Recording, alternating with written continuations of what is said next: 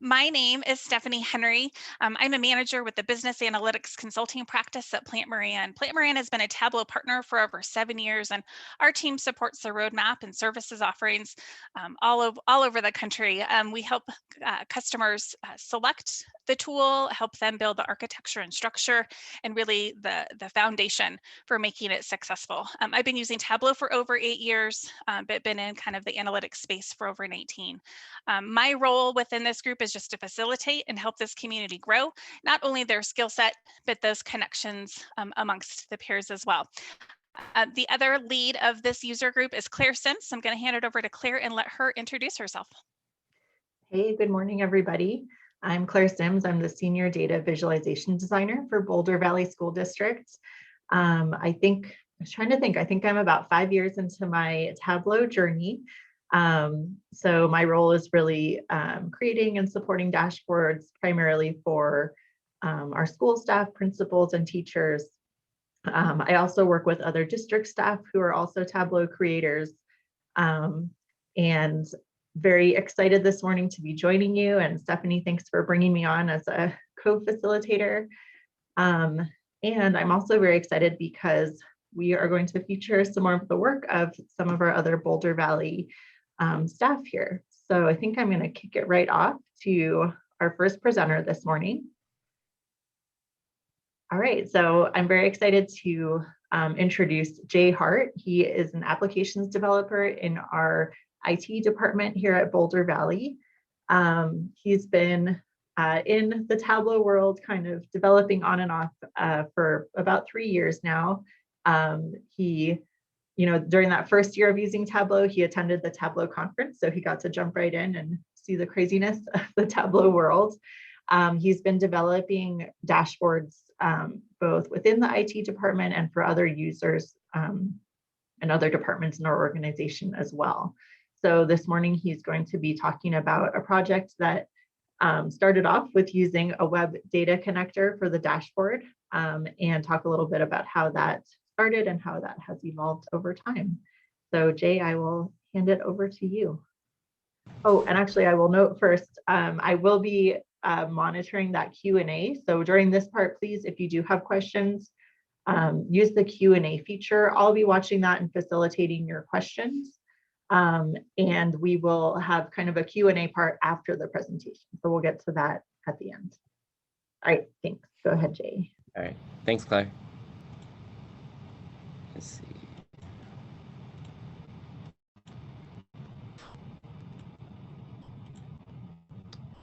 All right, and everybody can hear me okay? Okay, all right, so I'm gonna start off showing this workbook that I got a request to work on. What the back details of this is, we have tickets that come in through a system for a request for substitute custodians, and the project was to take those requests over a time of dates from a start to an end, and eliminate the weekend, and list out those requests and compare them to what's been worked and what hasn't been worked, what was filled. And the project is we have a work order section that comes in with the request, and then we have the details. Another thing was that the string would come into a description, so we would have to parse that and get that information and pull that into Tableau too. And then we have how we would know if it's been worked is there's items that are attached to each request.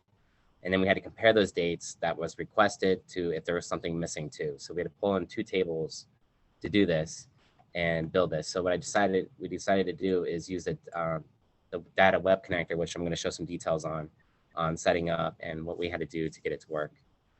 If you can see in here, the Tableau, in Tableau, you can see I have a fill rate of percentages. We have number of days of requested down here, and then the start to end. And then basically, if it wasn't worked, it's null. So we couldn't find a date to match, a ticket to match the date that was requested. So that's how we know if it's not filled. I had some challenges on some of the calculations, which I asked Claire to actually help me. And there was a couple little tweaks I had to do to get it to work. So to start off about this work, here's the work. We use Servicenow, so this is where I did a API Explorer to build my API for this. So the source I used was Tableau Web Connector, which I gave Claire some links. So if anybody's interested in looking further into this, getting it set up on your desktop. The biggest thing on this is you need Node and npm to run, because what we're going to do is build an HTML web page that's connected to a JavaScript page, a JavaScript file, and you need Node to run that on your desktop. And we're basically like, sometimes we connect to like a server, a data warehouse. We're basically building that data that will connect and import into Tableau, and then you can build an extract. So I went through these steps, set it up. We had you may have, depending on your environment, you may have some errors. I just suggest like using an inspector or testing some, check your logs, or reading through some documentation through here that helped us solve some issues that we had. Let's see, sorry, I can't see.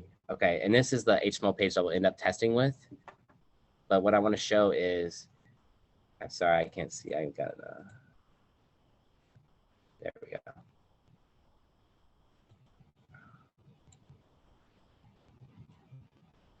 The Zoom is blocking my tabs. All right, and here's a couple other pages where I went through to just like to set up, manage like our connectors. If you want your extract to auto refresh, you can read through one of the resources I provide too about the web data connectors.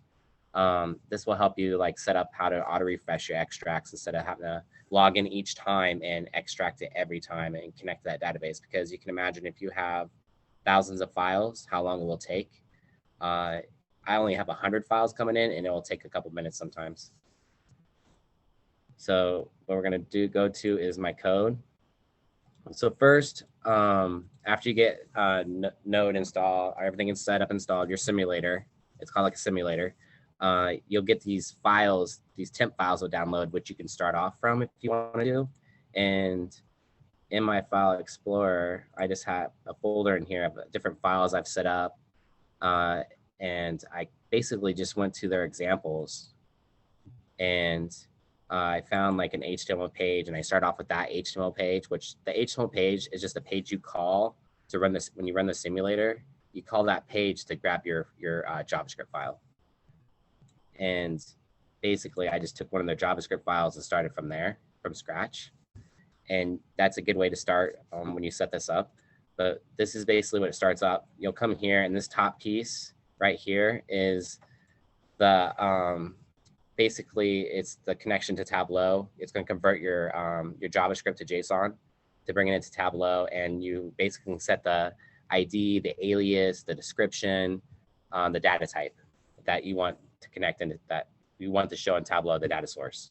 And then down here, that's the first part. If you come down, you'll see this API, this first API call. Now, we did multiple API calls because we're pretty much stitching together the work orders, the items, and the request. We're building it all to match based on the work order number. That's how we're syncing it all. But this first API call, the biggest part here is make sure if you have the authorization, we're doing basic, and basically what the password is to get in. I changed it so that you can't see it. So, but this is basically right here. What I'm doing here is I'm saying I basically only want to see I only want to see these type of work orders that are coming in, because custodial work orders. I didn't want to bring in 20,000 records. So I only want to see the ones that are coming in for just this table. And then I have other properties in here, like I want to see the request end, the request start, description, the number. I basically build this URL, and then down here I do a for loop, and then I store all this information of the work order into an array. So now I'm storing the work order information here, and then I come down here and I connect to the item table, and I do the exact same thing, and I store this information of the item into an array too. And then that was so much the easy part. The hard part was now we had to figure out how to convert the date formats, and then for the request, because we had to bring it out of that string of that description. And then we come down here and we have a function where we stitch together the work order, the items, And then we also have the requests coming in with the items too. So we build that whole thing, and then we push it up to, then we push it to Tableau with the end here, back up top to this. And that's what brings it into Tableau. So this took it took a little bit to tweak and work on to figure just to get past some roadblocks. It had to do with dates of the request and the description. Some of the stuff, a lot of it was string coming in. We had to convert it and then format it, and then also eliminate the weekend. So then we have the JavaScript file set up, and then all I did is take the HTML file and I just connect it to the JavaScript file. That's all you really have to replace in this file, is what's connected to what JavaScript file it's connected to. So then I got that going. Now I'm not gonna run this right away. I'm gonna show you what happens. So if you haven't installed the simulator, like I'm gonna come in here and I'm gonna try to run it while I'm getting an error because I didn't start Node. Also, I want to point out is we have this set up on my desktop because on our server, we have you might get a cross origin error. Basically can't cross the data, can't come from like bbc.org to my desktop because of an error. We had to go on the server and add my name in to allow the data to go to cross origin. So now I'm going to come in here and start that simulator that we would use that reference file to download. So I'm going to go to command prompt. I'm going to change my directory.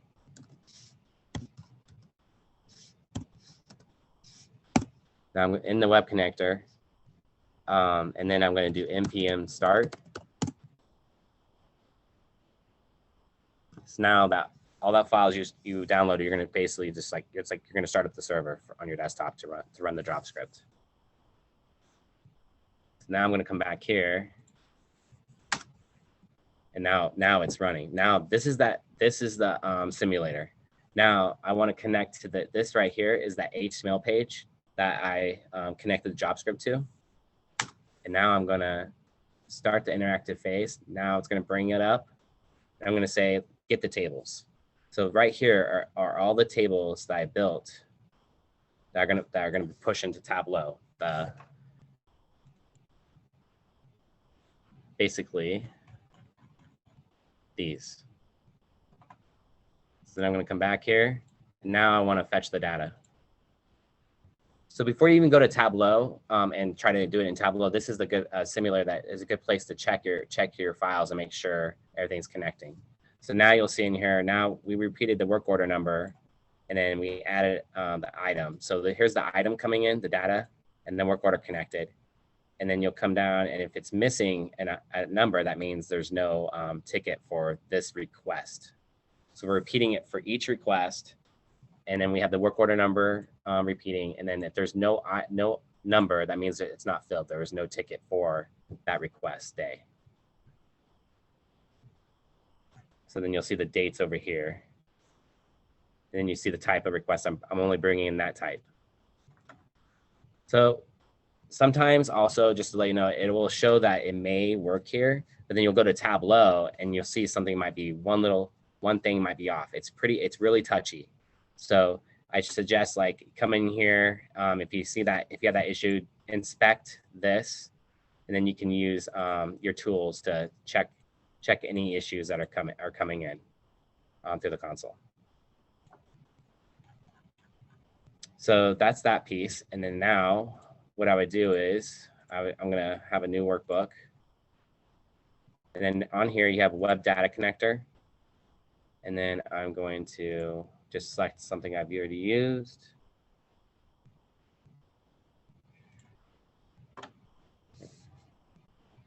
Oh, that's not cool. Let's try some.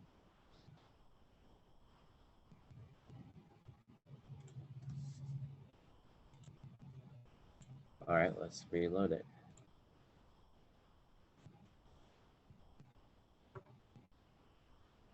So a lot of times too, if you already have a workbook open,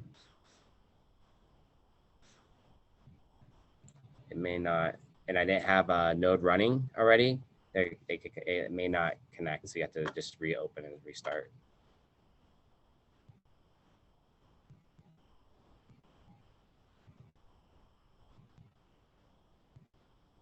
So see in the original workbook right here is I have already have one connected, and what I want to show is, come on, open, new. It's gonna open. So what we would do is you'd come in a new workbook and you would say add web data connector. Come in here. Let me see which one this one is using. And this is the one I want to use.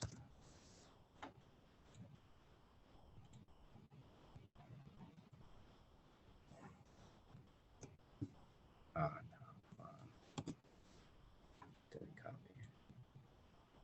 Connection.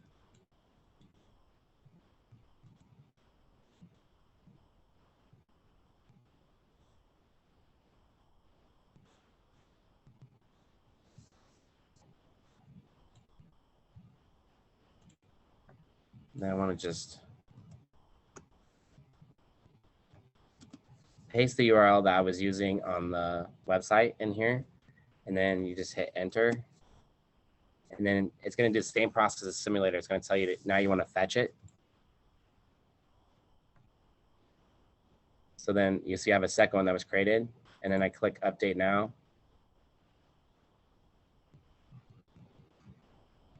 And then it brings that data in. So this is the new data. One thing also I wanted to show, one more thing. Oh, it finally opened. Is we have another one. So I actually did, on that script, I combined in the script multiple tables, but then I also did another project where I just did two different web connectors, and then I combined I joined the tables inside Tableau too, to get it to work. This one was less complicated to do. The other scripting the connection on the other one was more complicated. And then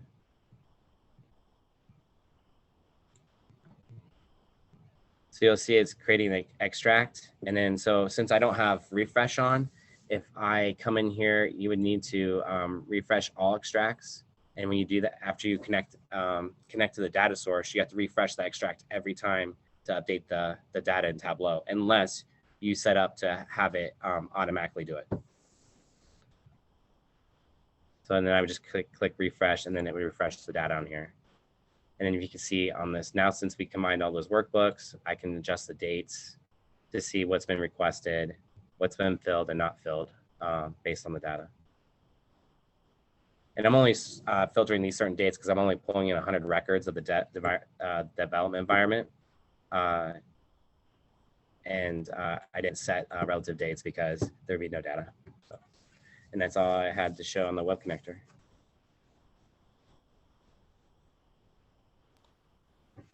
Great, thank you, Jay. So I have a question for you to kick off the Q&A. Wondering if you can speak to the benefits and or the reasoning of using the web data connector versus bringing the data into SQL and then connecting to Tableau. So that's the thing, like when we, it was more of a test for us when we were doing the web connector, and I guess it depends on your data source. One thing is, our test was, we have 20-some thousand, like work orders, like items. And, basically instead of me, like for instance, like I don't do SQL. So I do JavaScript. So the web connector was perfect for me to work on.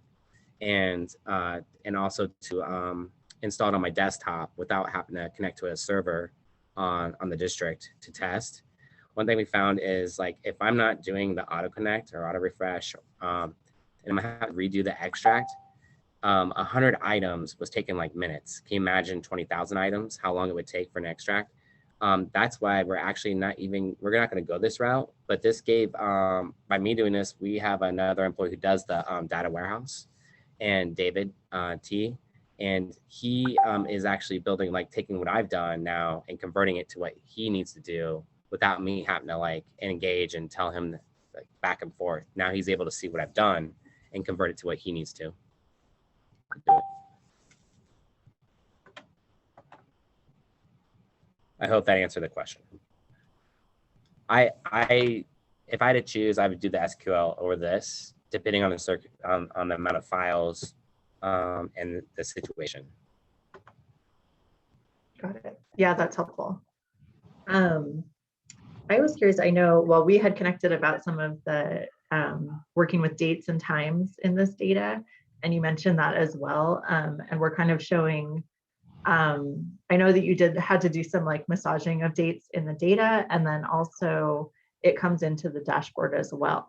So I was just wondering if through this project, if you have any tips or anything that you found that you would want to share with others about working with that data, both in the data source and in Tableau desktop.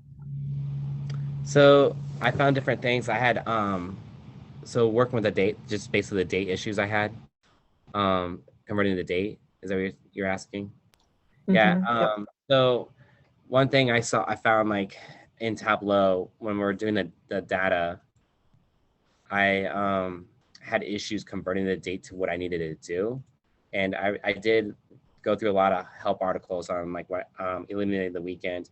I was able to actually in Tableau use a calculation to eliminate the weekend.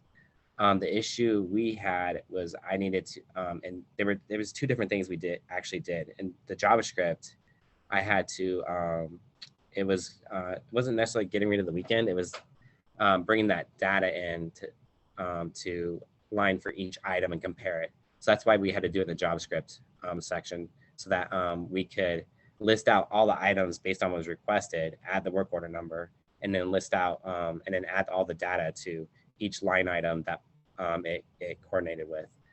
And then when I eliminated, we ended up eliminating the weekend on that too, but in Tableau, there was actually a really easy calculation where it eliminated the weekend too. So I didn't really have, it was just two different things I had to do with it. So I didn't have too many issues. One thing I had to do is when I was doing the count for requests on here, I had to, if I wanted to get the right, I had to do it, I did fix based on start date. That was one thing I had, I believe Claire, you helped me with. I had to, I wanted the numbers to line up that was requested based on that start date. And then I realized when I asked Claire, she gave me this fix, basically fix it to the start date. So another thing was I wasn't too, I'm not too savvy on the calculations in Tableau. So in the JavaScript, it was a little bit more easier research for me. And then I wanted to touch back on the last question. So Christian also said he helped me on this project. One thing, it was real time. And another thing is I didn't have access to the database for SQL. So doing the web connector was more for me too, so. Great. Yeah, I think that's interesting of like the, what we have to do to kind of work around the constraints of like the project and the access we have. Totally feeds into it. And I don't have access to the data warehouse, and I don't do the SQL. And then this way I had access to get started on the project because there wasn't time on the other end yet to work on it. So, yeah. And I hope this last question answered some of your question, Claire. Yeah, I think that's helpful. Just kind of, I think it brings up a point like we talk about a lot in these kind of meetings and just with Tableau, that there's typically like multiple ways to solve a problem. And so if you're working in the JavaScript and like I can get the date to go this way in my code, like that's great to do that. If you're working in Tableau desktop and there's a way to do it there, like usually there's multiple ways to solve the same problem. And so it's kind of finding out what works for a given project. Yeah, and that's the thing. Like I hadn't, and also when I started this, I hadn't worked in Tableau since the conference in New Orleans. So when I was coming back to the calculations, I'm like, wait a minute, and then I was already working in the JavaScript, so I was like, oh, we'll just do it here. We'll just do it here, and then try to rely less on the Tableau. But for somebody that's not JavaScript savvy, and then the more SQL or Tableau, then doing the calculations there will make more sense. Also, another thing to point out is when we did a test originally on this data, really make sure your data is correct in the web connector too if you use it, because when I tested a couple times, I was like, why is it duplicated? Like, it was duplicated. So depending on your scripting, it was duplicated. Then we would test some of the numbers towards on the back end, and David would check the data, and we're like, the numbers were off sometimes. And then that's where you just really you have to really look at your scripts to make sure there's something that going on based on actually connecting to the data warehouse, or our data warehouse. So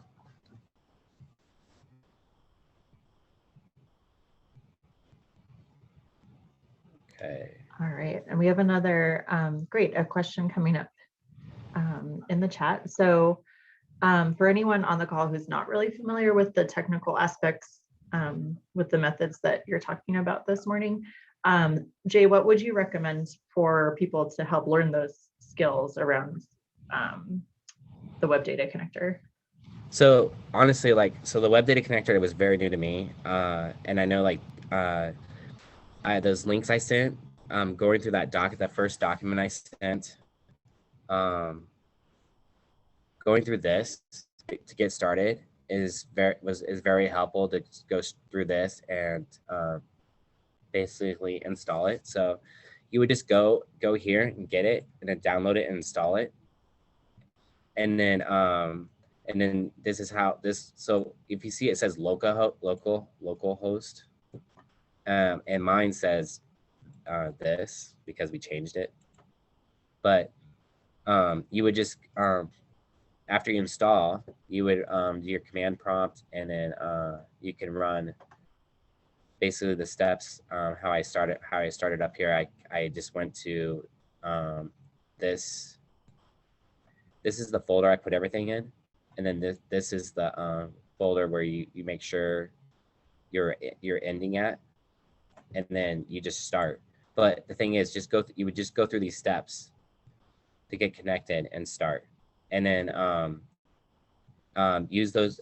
They also have how-to videos. I used a video.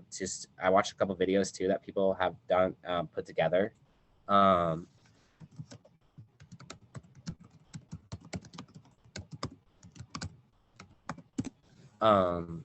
watched a couple of these. I went through some and just watched what they were doing with the data, and playing with the examples. Like they have when you download this, they have examples in here that you can connect to too. I don't have any listed, but in the folder you'll just navigate to that folder with the examples. And I suggest going through the file and watching a video. Now, as for JavaScript, if you don't have experience with the JavaScript, that could be tricky. You can always get help, or it all depends on what you're trying to do. I mean, if you're just looking to connect to the data, you can just do it simple and not have to do anything in the JavaScript. You just connect to the data, and then on the Tableau side, you can do all your calculations and your stuff there. But I don't know if I can put this. This is the main resource, and I think I can put it in the chat, right? Yeah, I added the links you had sent me, but please go ahead and link again. That would be great in the chat. So that's the main resource I used, and then here's another on the Tableau.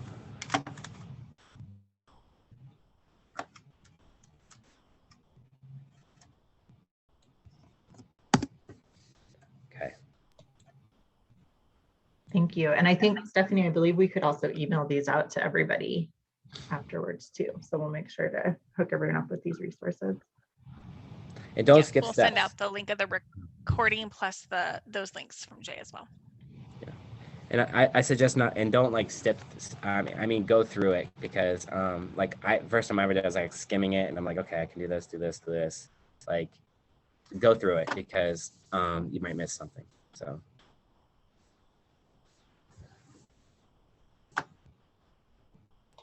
Awesome.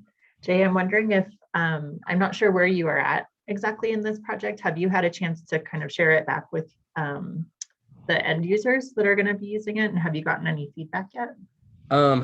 So we haven't shared it with the end users because we decided to go to the data warehouse side connection instead because of how many files that we want to pull. And plus they don't want to just pull like, so for instance, the web connector would be really good if you're just pulling like current, like but we want to go back through the whole fiscal year. And so that's a lot of files. So we decided to just use the data warehouse to basically, so we can do a historical views and go back clear to July 1st of last year. But if it's not huge or anything, I believe it's useful. It's useful for testing too. If you don't have, if you don't even have a data source set up for like online or if you're just doing testing. But we're not sharing the web connector piece with them. But as like David's still working on the data warehouse, I can still keep working on my end for like calculations and stuff and testing on my end, and then I can move this over when he's done.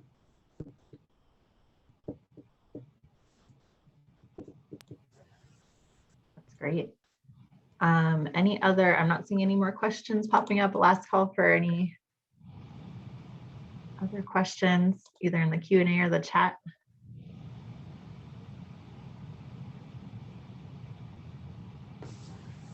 All right. Awesome. Well, thanks, Jay. That was really a great presentation, and thanks for sharing what you've been working on. You're welcome. Thank you.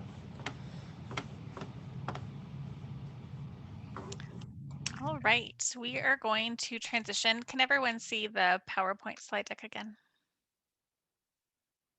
Okay. So the next portion of our time together today is focused on the data integration panel discussion. So Patrick Prince is with Millard Public Schools and Christina is from Cherry Creek. And we have Mark Richards, who is on the Plant Moran team. We have a series of questions that we are going to ask all of the panelists to respond to. Please feel free, again, if you have a direct question to someone, to something that someone just said, that Q&A is perfectly fine. And then if you would just like to share what your district is doing in the space of that question, please feel free to use that chat feature. So I am going to stop sharing just so we can have faces on the screen. So there we go. I am going to kick us off with the first question, and I'll just kind of go in order that I had the slide up. So Patrick, I'm going to have you answer this first. Describe the data sources that you are leveraging within Tableau at Millard. Good morning, everyone. We leverage a lot of different data sources with Tableau. The main data source is our data warehouse, and the main sources to the warehouse are our student information system. And so we're getting all the domains, enrollment schedule, attendance, incidence grades, demographics, et cetera, into our warehouse. And then we also have assessment data. We have human resource data, and then some county assessor data that we get from our county assessors. So whatever questions that are asked of us, we try to find a data source for it, and we try to include it into our data warehouse and make it available to Tableau. Thank you, Patrick. Christina, can you share what's happening over at Cherry Creek? Sure. Good morning, everyone. So at Cherry Creek, it's kind of like Millard. We're primarily we try to use a data warehouse, a Microsoft SQL data warehouse, and get everything set up in reporting tables. So like Millard, we have everything from attendance, behavior, grades, assessment data. We have some HR data. Trying to think about what else we have.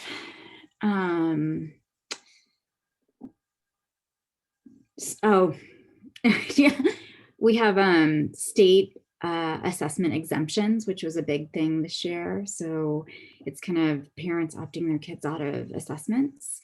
But we've done things kind of all over the board. I was excited to see Jay's presentation because this year I did a lot of work with Tri-County Health Department, which is the local health department, and they sent me several web data connectors through ArcGIS. So definitely, I mean, that is the beauty of Tableau, is that it can connect to just about anything.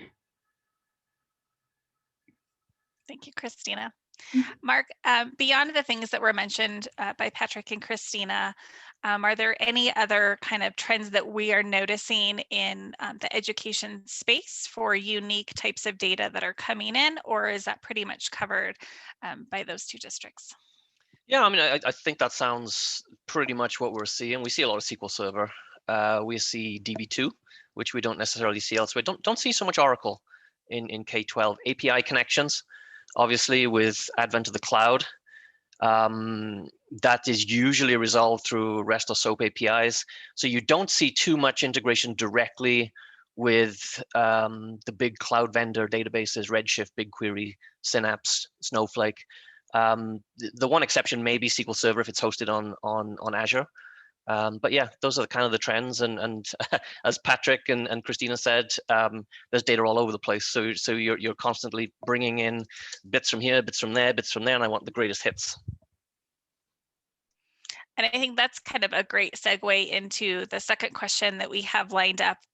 As we're thinking about new data coming in, and like Christina mentioned, having this new data set from Tri-County, when you're thinking about new data coming in or switching of systems, how do you plan on the architecture changes to make sure that you're evolving? I know that Millard kind of went through some major rehaul over the summer, but how do you go through the planning process to make sure that you maintain what you had, but keep moving forward and kind of evolve with the changing of times or new data that you're being asked to store or report out on? So Christina, I'm going to actually start with you this time. Can you just talk about your planning process and who's involved, who sits at the table, who's part of those conversations, and what does that look like from a high level? Yeah. So before kind of diving in and talking about our process, I want to fully acknowledge that the last 12 months has been atypical of I think how we normally like to do business and manage our data. So a lot, honestly, this last year presented a lot of like, okay, let's just put it in Google Sheets. And then literally in 3 weeks, what we would need would shift and it would be different and we'd make other Google Sheets. So that aside, right, acknowledging sort of the wonkiness of the last school year, when we plan with our IT department, or we call them IS, information systems in our district. And so it's usually myself. I manage a team of 3 analysts, and then some of the managers from IS that sit at the table to really iron it out. And we'll pull in other stakeholders as needed. So sometimes it'll be school staff that gets pulled in to help us figure out sort of the data requirements or like the questions that we're trying to answer. Sometimes we'll end up pulling in our CIO, Jason, or, we had our Chief Human Resources Officer pulled into some of our conversations to figure out what specifically she was trying to answer related to HR questions. But it is absolutely a cross-functional team. We try to plan the architecture of our data warehouse tables or our reporting tables so that the tables will have longevity, and the thing we say is like, okay, this is the question that we're being asked to answer right now. What are the next 2 to 3 questions we think will come up from the data, and can we set up the data source to address those questions, even though we may not at the time be building to support that. That's a great point, Christina, right? Like planning for now, but it's always, what's trying to guess what those next questions are coming, because you don't want to kind of have to spend a lot of time rebuilding, get that structure there and make slight modifications as needed.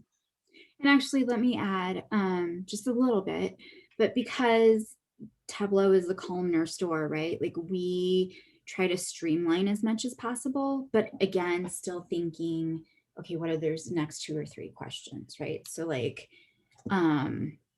just, you know, it really creates dashboards that load faster, and, you know, all of our analysts can join across tables. So if there isn't something we pick up, we can go back and pick it up if we really have to.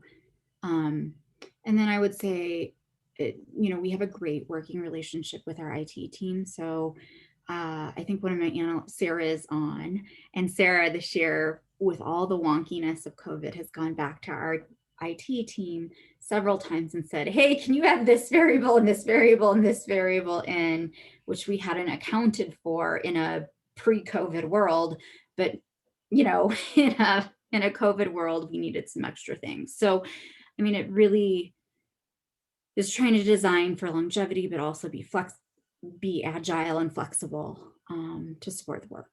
So, yeah. Thanks, Christina. Patrick, can you talk us through how Millard approaches planning for the architecture and what's new, and then what might be, you know, needed to be edited or modified? You bet. Stephanie, are we looking at both question number 2 and 3, or just number 2? They're kind of blend in together. Okay. It's all good. Okay, Just cool. respond and we'll You be bet. flexible. No, the planning piece is huge, and Christina was spot on with everything she was saying in terms of what we do here at Millard as well. Fortunately, so like you kind of alluded to, we replaced our student information system last year. And at that time, we also said, hey, we're going to impact our data warehouse. And so we embarked on a project. And so we had to do a lot of planning for that. And the legacy data warehouse answered a lot of needs. And so we looked at what was that performing and what questions was that answering. And then to your point about you kind of look to the future, how can we scale this out? And so you try to build that in as much as possible. You know, in terms of the architecture, we used a dimensional model, and Plant Moran helped us with that, which was awesome. We do a lot of longitudinal studies here. We have to do some compliance reporting out of our warehouse. We satisfy data requests for grant applications. Obviously looking a lot at student performance, program evaluation, building performance. So all of that data was in our old warehouse, new SIS, new data warehouse needs. So we just kind of baked it all in terms of the requirements, and the architecture was based on dimensional modeling. We have an on-premise SQL Server data warehouse like others, and we had some experience both in-house and with Plant Moran that helped guide the process. And one other thing that kind of helped us was we did some analytics on our Tableau usage. So we looked at, hey, what is popular? What dashboards are being used? And make sure we have the data for those going forward. And maybe some obscure ones not worry too much about. So that was kind of our approach. Perfect. Thank you, Patrick. Mark, if we are thinking for those who might not have participated on the panel discussion and may not have such a sophisticated data warehouse as Christina and Patrick have alluded to, can you talk about what we're seeing with some of our clients with kind of other flavors or other versions as they're beginning to think about planning for data architecture? And I know we kind of talk about, you know, not everyone has to have a data warehouse. They can take on repositories with different looks and feels. So can you just kind of talk high level, and for those attendees who may not have the leverage of team members like Christina and Patrick do, like what could be some of their options or things for them to think about? Yeah, absolutely. And I've stopped using the generic term data warehouse. I'm started referring to things as a data repository, because you're right. I mean, data warehouse is not for everyone. But I mean, I think the important thing is starting from the end and understanding what's important to you. And that's defining your key metrics. You know, get them out there, define them, spin them in the air, and try to shoot as many holes in them as you can. Find those logic flaws and revisit them periodically. whatever you build has to be easy to use, right? Otherwise, nobody's going to use it. And Patrick, I remember when we looked at the legacy warehouse that you had, it was fantastic at audit capability, right? You could see everything that had ever happened, but nobody used it because you had to have a PhD in nonsense to be able to get in there and figure out how it worked, right? So with us, when we went in and looked at that, it was simplicity. I think the other thing is important is thinking through the ways you want to slice and dice those metrics, right? Once you've got them and you've shot your holes in them and you've revisited and you've patched and everything, building the data to easily satisfy them. And part of it is understanding your audiences, what they want from the data, right? I mean, wireframing out what that might look like on a screen, tweaking it until you get it where you want, and then using that as a blueprint to go back and design something. Because call them reporting tables, call them hybrid approaches, call them data warehouses. We've often built data warehouses and built views off the top of them or aggregates off the top of them because they better meet the needs of certain reporting requirements. So I think it's real important for whatever budget, for whatever level, for whatever complexity you have, start from the end, figure out what it is you want and build the data accordingly. Perfect. Thanks, Mark. And then, and just as a reminder, for those attendees, you can use that chat function to kind of chime in. If you or have questions, you can use that Q&A piece as well. So the next question I have is I'm going to have Patrick kick us off.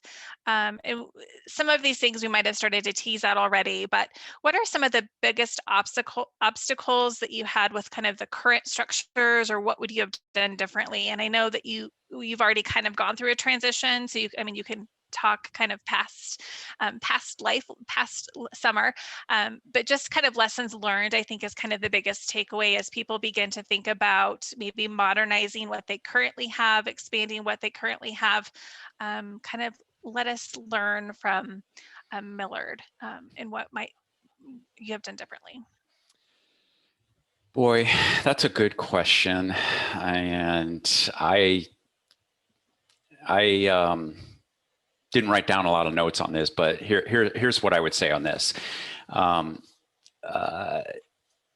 We needed to dedicate more people, more roles specifically to a data project. It can't be a part-time effort. If you're getting a sponsorship and agreement to either revamp, rebuild, or start something new, then agree that it's important enough to dedicate some people so that they can see it from beginning to end and full time if possible. Because as Jay mentioned, you can see some anomalies in your data, repeated data, as you're doing the ETL, as you're answering questions about what's the nature of this data, what does this mean, what's the source of truth, and you just need champions to see it through from beginning to end. So when you do get to the end point, and we've gotten to the end on ours, and have some questions about, okay, well, why did we make that decision, and what was the rationale behind that? Probably good reasons and everything, but maybe that person who made that decision isn't quite here anymore or documented. So I do believe it is an important enough project to build out a repository, and it could be a small data mart, whatever it is, but to have the staff that are the champions of it to validate it, verify it, and make sure that it's answering, and keep the end users involved all along. You don't lose sight of some of your building principals, maybe your teachers or some of your office staff that are going to be consuming this when you're all said and done. Because if you embark on 6-12-month project and you haven't checked in with them along the way, you kind of lose sight of their needs a little bit, and that's something I would do differently. Thank you. Christina, any lessons learned from Cherry Creek as obstacles that you've overcome? Yeah. So I would say, Patrick kind of hit the nail on the head. But one of the things that I feel like, so when I started in Creek, I feel like one of the biggest obstacles was relationships, and really setting up some of those relationships to work, to have cross-functional teams working together. Those weren't necessarily well articulated when I started. So working, you know, to establish those relationships with our friends in IT was really important. The other thing is when I started is having a common language, I guess, right? So when I started in my position, our group was using Alteryx, which is a lovely product. I liked it, but it was a challenge because it was, you know, the IT team didn't use that product. They very much use SSIS. So really kind of moving us away from Alteryx to have a common language with our IT friends was really, I think, helpful in moving us forward. So we all, in my team now, use SSIS. So having that common language has been really helpful. I'm trying to think about things I would have done differently. I think that's the big one, or that was the big obstacle for us, is just getting us to have parity across the teams in the tools that we were using. So, yeah. Thank you, Christina. Mark, I'm going to have you talk to when we're brought into some of the client engagements, and there's a lot of pain points that are shared and expressed, and they're wanting us to kind of come in and help provide guidance or recommendations, suggestions. Can you just talk to some of those kind of obstacles that we're seeing and some of the approaches that we're able to leverage to kind of get them back on track and forward thinking again? Yeah, absolutely. The first one that comes up is that you know, you don't see it too often, but you see it sometimes, and I'll call it the Dr. No. It's wherever you come onto a project and you say something, it's no, no, no, we've always done it this way. We've always done it that way. And actually, I mean, it's something you need to address up front, because I've often found with those folks, there's an underlying reason for that, right? And there's something that either they feel that their voice is not being heard or their opinions don't matter. But I've often found you take time to understand a little bit more about why they are so resistant to that, they often become the biggest cheerleaders. So once you win them over, that's a huge thing. To me, the biggest thing is nobody ever looks back on a project and says, man, we communicated way too much. It's usually the other way around, right? So to me, establishing communication loop is so important, because yeah, people don't like change. And if people see things that are happening and it's like, I've done this the same way for the past 5 years and it is what it is, and I don't want to do anything else, it's understanding those hearts and minds. It's making sure that you listen to their opinions, you're meeting the needs of the consumer. And rather than saying, you know, why have you got your own repository that you're keeping on an Access database on your desktop or on Post-it notes around your monitor, a better approach is, why do you feel you have to do that? What if we could help you not have to do that, and you could spend your time on something far more interesting? So, I mean, I think there's two parts of that communication loop. Firstly, ensure that the reports that you're building are meeting the needs of the consumers, but also to ensure that once they're published, they continue to meet those needs. Because if you monitor report usage and you notice that over time, people aren't using it as much, it's probably way past time to reach out and say, hey, notice you're not using this report anymore. Have your needs evolved? Have they changed? Is there things that we need to be doing to help keep up with the times? Perfect. Thanks, Mark. So Christina, I'm going to have you start this time, and we'll the questions that I sent over, they're kind of combined, I think you would say, and you had alluded to it minutes ago, but when we're talking about tools to move data, tools to clean and transform your data and to check for errors and anomalies, and can you just talk about how Cherry Creek handles the ETL process, the extract, transform, and load, and really making sure that the data is clean and ready to go? Yeah, so you're right, I did allude to it. So it's evolved in the 3 years that I've been at Creek. So when I started, we definitely used Alteryx, but now, you know, we've kind of evolved to a place where if it's something simple, we'll use Tableau Prep. but really most everything is set up in SQL Server integration services. So we use that to both move, clean, and transform data. Yeah.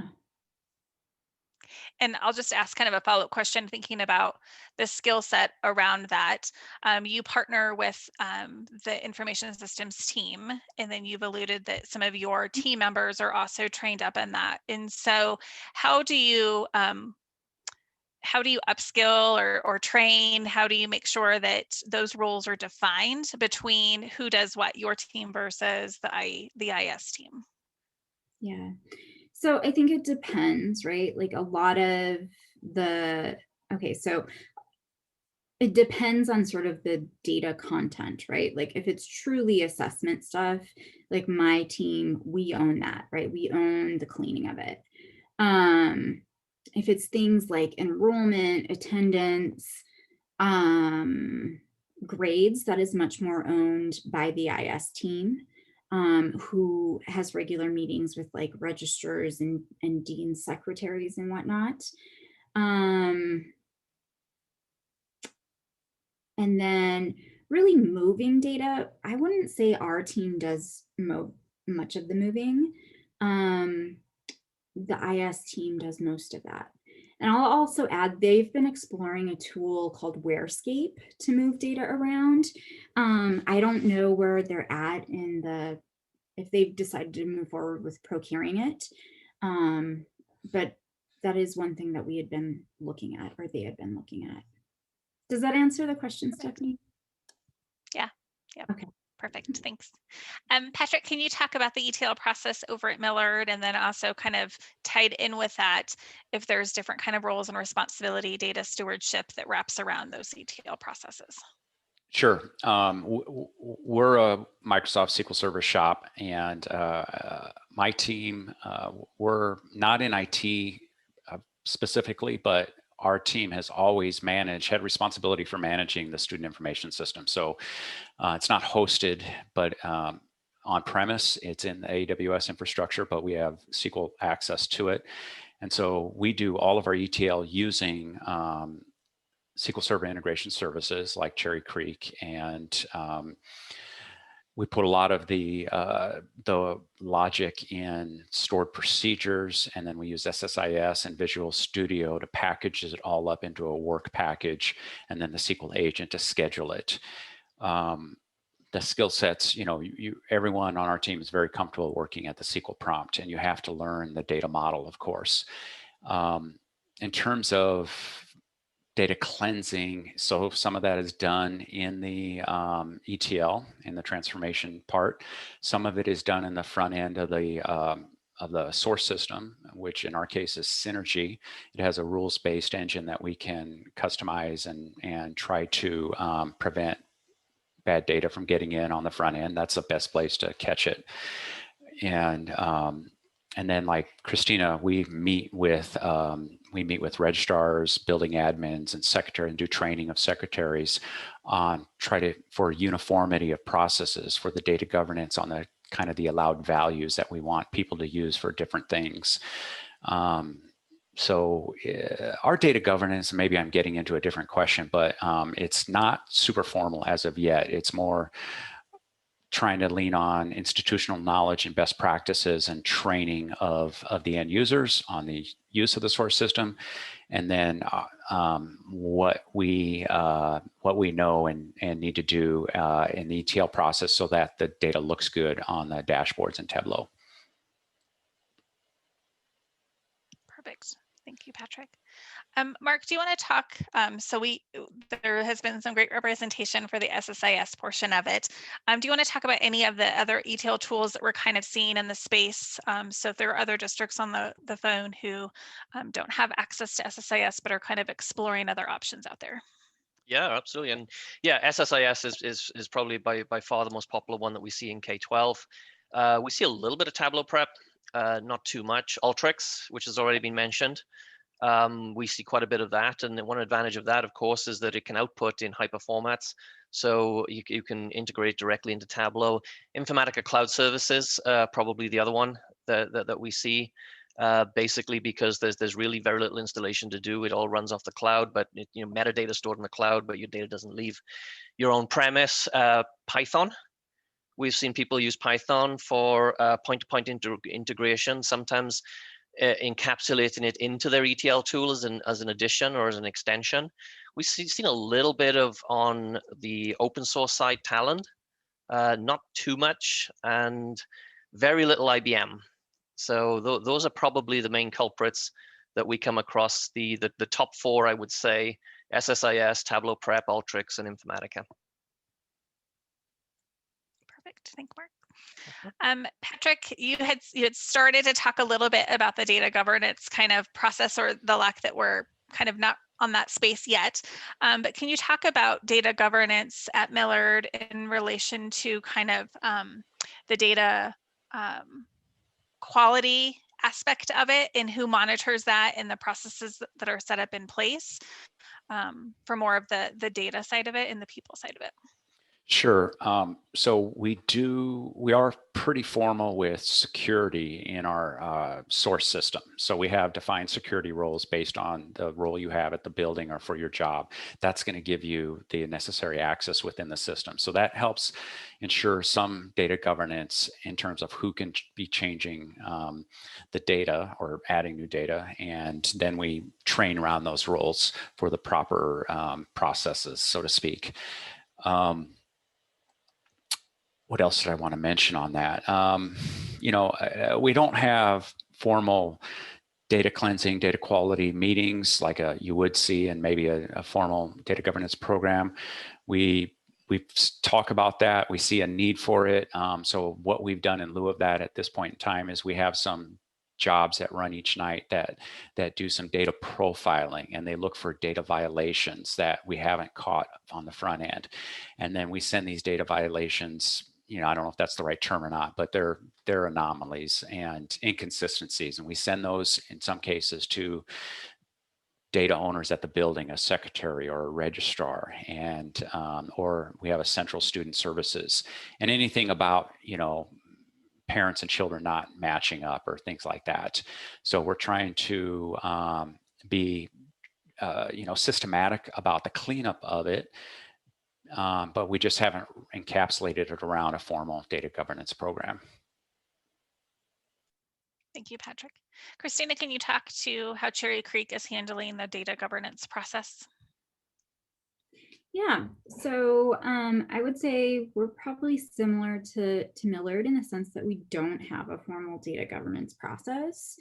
But like, as I've mentioned before, there's 3 managers across 2 groups that kind of handle the data. So it's our manager of student information systems, our manager of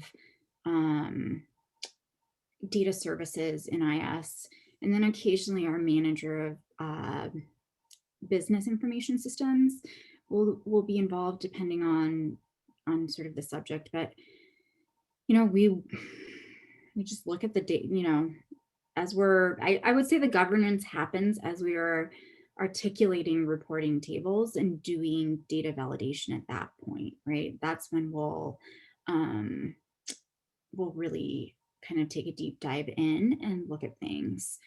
And the other thing I would add is, I would say over the last five years in Creek, data governance has really evolved. Prior to that, I think some things were, when I go look at things longitudinally, it's a little bit like the wild, wild west when you go look at the real old stuff. But over the last 5 years, I think things have gotten tightened up across the 2 groups and things are a bit cleaner. But again, nothing really formalized. I think the most formal piece that we had prior to COVID was we had a monthly standing cross-functional team meeting, and that's occasionally, or that's when data governance issues would often come up. So. Thank you, Christina. And hopefully Mark, can we'll you? Yeah, hopefully soon, very soon.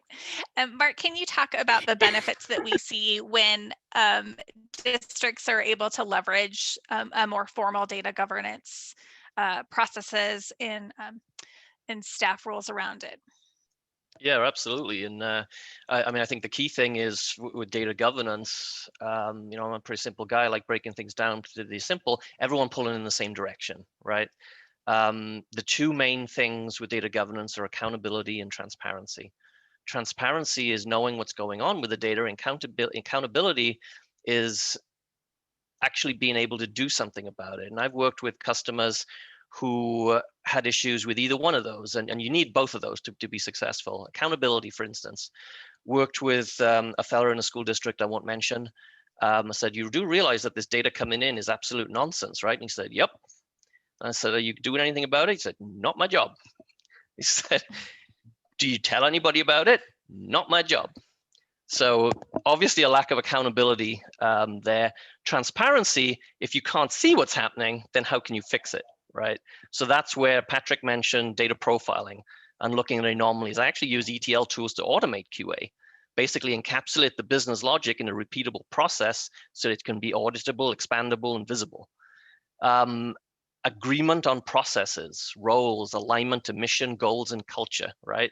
Figuring out with data governance, because it can be very abstract, and there's a danger there. You take it so abstract, you lose touch with reality. And it's like, why are we even doing this? Figure out what the key drivers for data governance are. Why does it exist in the first place? Communication, vital. Prioritization, those feedback loops, being agile and willing to pivot when needed. I think perception is another one. Is data governance seen as a red tape that stops me doing my job? Or does it provide efficient ways of allowing me to interact with the data with greater confidence? And it should be the latter, but too often it's the former. Establishing milestones, right? You've got a pathway and you want to get to this nirvana destination, but it's too abstract, it's too far out there. Having those milestones in the middle to establish and celebrate your success. Be visible about it, right? What data governance does for us. And then establishing those partnerships with the business areas, because they're really the owners of the data. IT are the custodians. And to be successful, you need both sides at that table. And data governance should be the means by which those come together. Perfect. Thanks for those insights, Mark. So those are pretty much the questions that we had kind of planned out. We've kind of hit all of the main pieces that we were hoping to cover on today's call. There wasn't any specific questions that came in, and I don't think that there was any specific things on the chat either. So we just really appreciate Patrick and Christina and Mark kind of talking us through experiences around the data integration efforts that they've been involved in. And I think it just, data is, what gets the Tableau working. So today we had a very heavy data conversation for this user group, but I think it's something to definitely make sure that we're thinking about, and even if it's not our specific role in what you're asked to do, that you become familiar with the topics and the asks and the needs, so that you can be an advocate for what you're needing to do as you leverage Tableau in your district. Learn from Patrick and Christina and Mark on, if your district is not applying these things in practice right now, how could you be an advocate? How can you start conversations? How can you help move your district forward if you're kind of feeling like you're stuck, or maybe not leveraging the tools that you own in the most efficient way? And so hopefully you've been able to take away some talking points to get your district kind of reoriented or evolving as needed. And so, feel free to reach out to anyone within that user group and continue this conversation. If you'd like me to help facilitate further panel discussions in more of a small structured format, I'm more than happy to kind of have roundtable discussions with pairing up a few districts together to really kind of dive into this concept. It's nice to have someone who's a little more down the path and someone who is maybe looking for guidance paired together to have those conversations. So reach out. I'm more than happy to facilitate those discussions. And with that, I think we'll go ahead and transition it over to Claire. We have just over 12 minutes together. Claire has done some research on the what's new in 2021.1. And so we'll go through those pieces. And then I just have a few slides to kind of wrap us up for today. So Claire, I'm actually going to hand it over to you.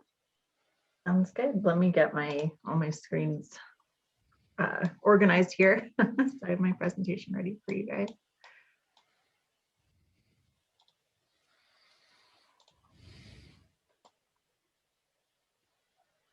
Okay.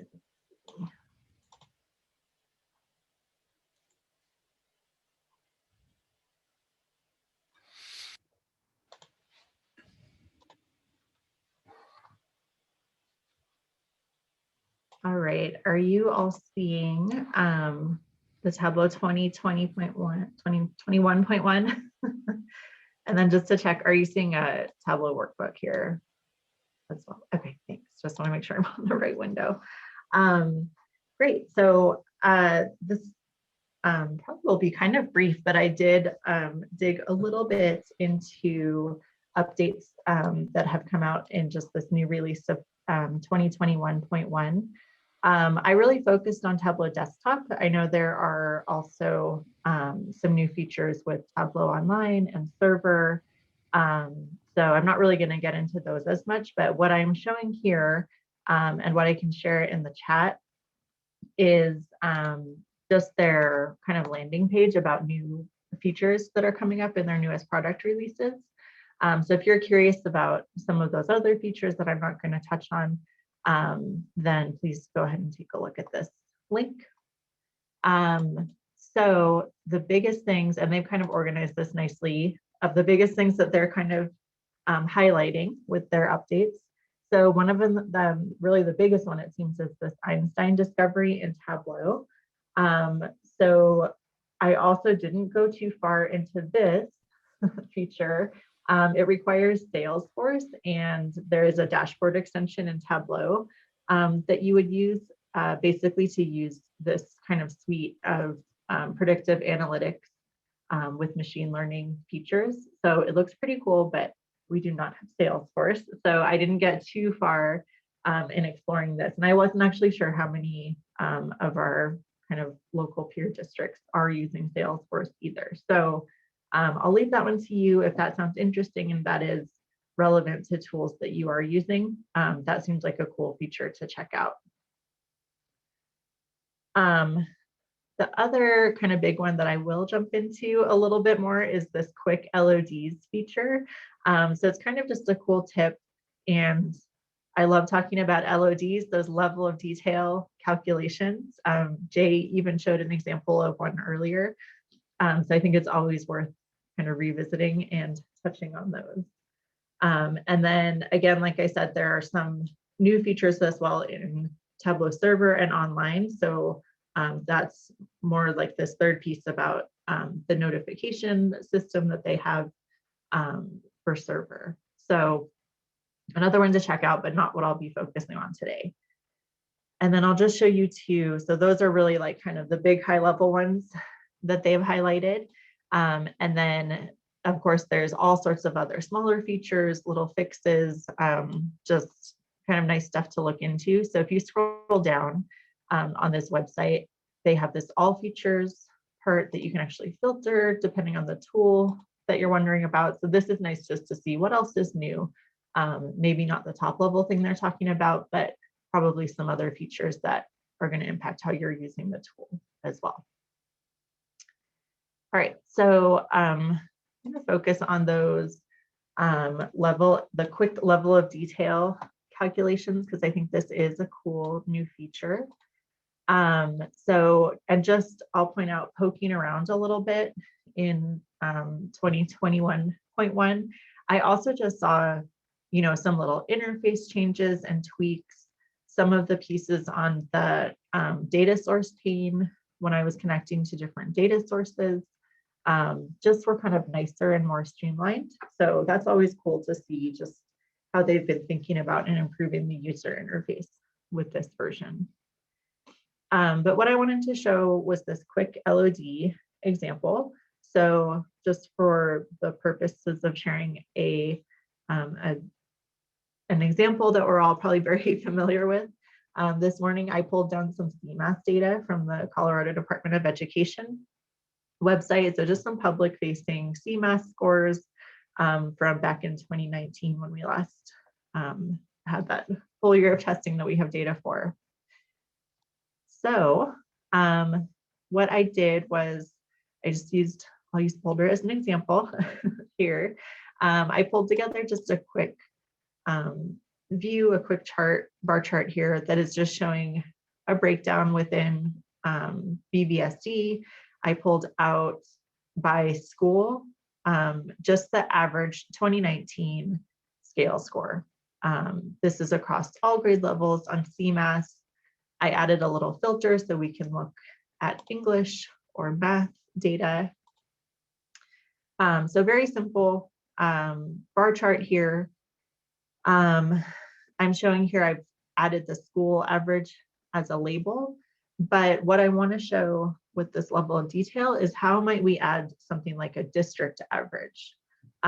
So just to review really quickly, and I'm going to drop one other link in the chat, just an overview of those level of detail calculations of what we're trying to do when you use an LOD. So these are calculations that really let you control the level of granularity within your visualization.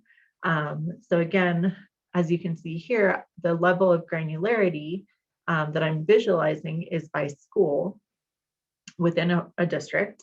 But if I wanted to control that and say, like, I'm breaking things down by school, but I also want to show that information actually not as broken down, so put it back at the district level, that's where an LOD would come in. I think that's really one of the key uses that I use these calculations is, you know, let's say I have a visualization that is at the level of student or teacher or classroom, but I also want to bring in some data that's at a less granular level.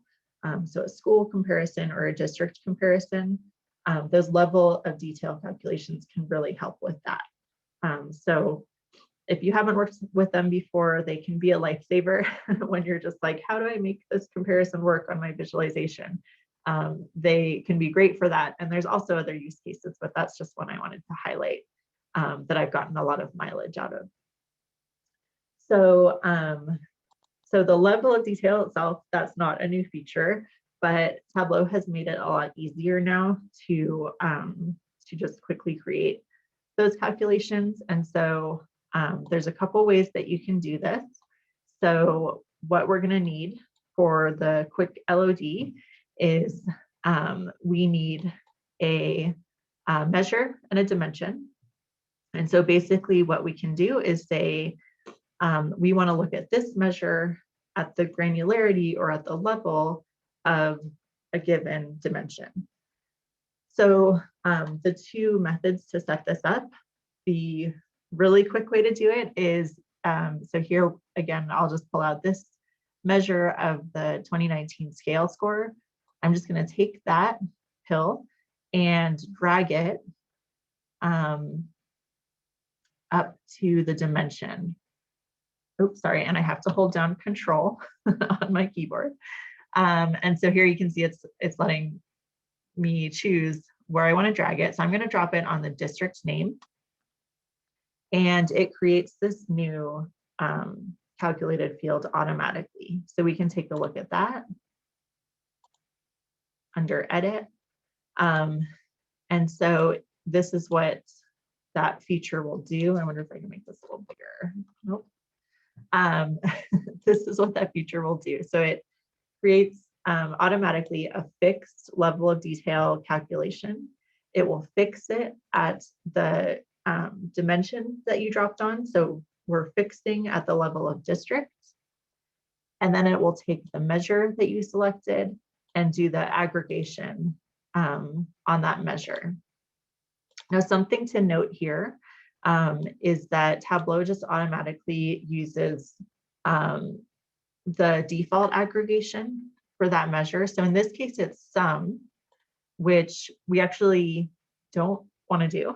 We don't want to do the sum of the average CMAS scores. We actually want to average here. So you can always change that here just in this calculation when you take a look at it. But another tip I'm going to roll in here that has also been a lifesaver for me, or a time saver, I should say, is that you can update the default aggregation on any of your measures. So that's pretty good practice, especially as you're using a measure over and over in a workbook. So I'm actually going to go back to my 2019 mean scale score. If I right click on that and go to default properties, I can change the default aggregation. I think typically Tableau will just automatically set some for the most part, but let's say I want it to be average. So that's just another little bonus tip that's very helpful. Okay, so now I've got my quick LOD calculation, and I will just show you before moving on, there's one other way that you can set up these quick LODs. So again, I'm going to select my measure and my level, my dimension that I want to calculate at that level. So what I did there is, again, I held down Control. I clicked on both the measure and the dimension. So both are selected. And then I right click under Create. There's this new option now for an LOD calculation. And so you can see now it's creating another version of what I just created. But this is just another way to set it up. And I think this one is kind of nice because it brings up the calculation dialog box as the first step. So you can just check that it's setting this up in the way that you would want it to. And note here now, since I've changed my default aggregation, it is aggregating as an average. So that's working nicely. Okay, so I've made 2 copies here now, but these are the same level of detail calculation. So the format of how that's named, it has the name of the measure and then in parentheses, the dimension. So that measure is being aggregated at that dimension level. All right, so I'm just going to drop it in. I'm putting it on my label. Oops. Okay, so I'm just going to edit this, put this on the same line so we can see it a little easier. And so now this is what I was going for. So we've got our label is now showing the school average, but we now have this nice comparison that lets us know what was the district average. And that shows up now on every label, and you can see that the district always stays the same. That is not being impacted by the level of detail of my visualization. And I always have it there to compare with school. So just a quick tip. Hopefully this is a helpful example of how you might use this feature, and Tableau has just made it a little bit easier and more intuitive to get those set up and get you started with level of detail. Oh, and I see someone asked about, yep, accounting for the subject. That is a great question. And my other tip that I wanted to share is I have included, I showed you I have that filter of subject. The other tip is that I have added this filter to context. So that's why the pill is gray over here on the filter shelf. What that is doing is actually saying that that filter is not going to impact the LOD. So it kind of takes it, I think when you read, if you read a little bit more about the LODs, there's like an order of operations of how it Tableau looks at filters and does those LOD calculations. So setting the filter to context makes it so that that's accounted for. So I'll just show you really quickly. So right now we're looking at the English language arts scores. We see the district average 756. If I change to math, that's being accounted for. So the district average is 748.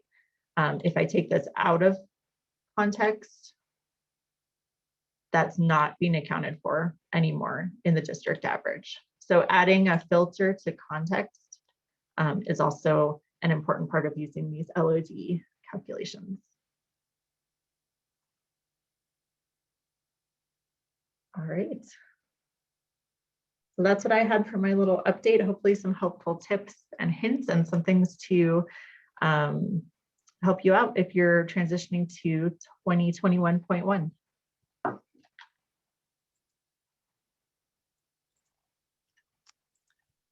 Thanks, Claire. We are out of time here. I'm going to just pop up a couple of slides here. Get my screen now resituated. Just as a reminder, we will send out these slides that you have the links. We have some links that have been provided into the chat feature today, so we'll make sure that we're trying to grab those as well. So Claire, as a reminder, can you start to capture those so that we can include them in an email?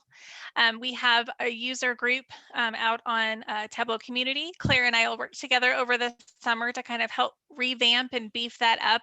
They've given TUG leaders a little more flexibility and some new content and reorganization of those pages, so we can get it in there over the summer and try to get that going and a little more interactive again. There's some Tableau resources that are out there for the education space. We are looking at, we always talk about doing something over the summer, and it's a little bit hit or miss with people's time off, the calendars that they're working and helping, as they begin to prepare for start of school. So I think July summer-ish is kind of questionable.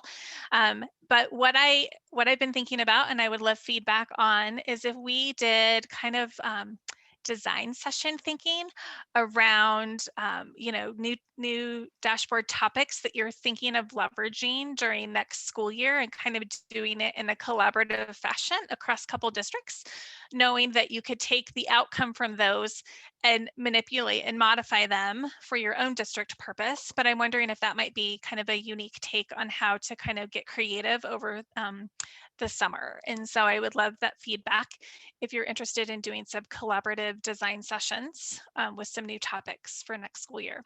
And then typically our fall, I think October seems to be a really great time frame for the next kind of session. So Claire and I will send out an email looking for some feedback, including the recording link and the links that we have provided. But if there's any questions that you have, please reach out to Claire and myself. And we appreciate those who participated on the call today, attendees, as well as the panelists, and Jay from sharing his work with the web connector over at Boulder Valley. So apologize, we ran over a little bit today, but I appreciate all of you for joining us today, and we will talk over the summer.